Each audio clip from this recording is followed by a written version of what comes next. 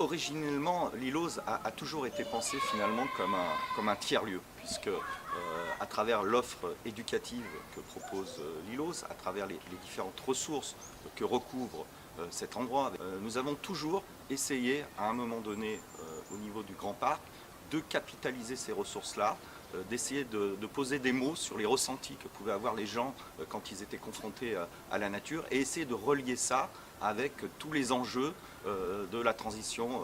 écologique, puisque le Grand Parc est la réserve en eau potable du Grand Lyon. Le Grand Parc est aussi labellisé Natura 2000 et il doit en permanence combiner et de manière dialectique organiser la relation entre la présence humaine et la préservation environnementale. Et le fait d'avoir aujourd'hui un tiers-lieu qui va permettre à des acteurs aussi différents que les citoyens, les entreprises, des établissements d'enseignement supérieur, de pouvoir coproduire cette connaissance, voire y compris coproduire peut-être des nouvelles façons de travailler, va en faire un lieu assez singulier sur le territoire de l'aire métropolitaine lyonnaise. Il se trouve que ce territoire, c'est pour cela que le Lab Eau et Nature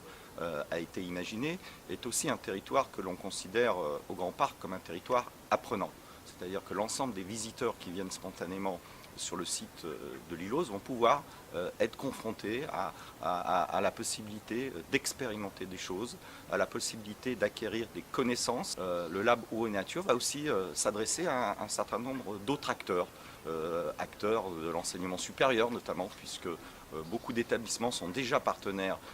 du Grand Parc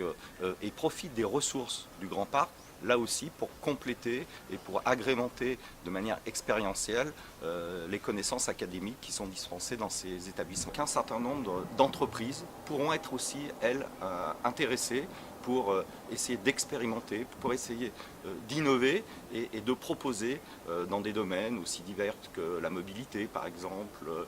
des domaines liés bien sûr là aussi à la question de l'eau et à la question de la nature. Donc elles pourront y compris y trouver toute leur place. Et je dirais que c'est un peu l'alchimie de ces différents acteurs, l'alchimie de ces différents publics qui vont faire que le Lab Eau et Nature va être demain, je l'espère, un véritable lieu d'innovation sociale sur le territoire de l'Est de la métropole.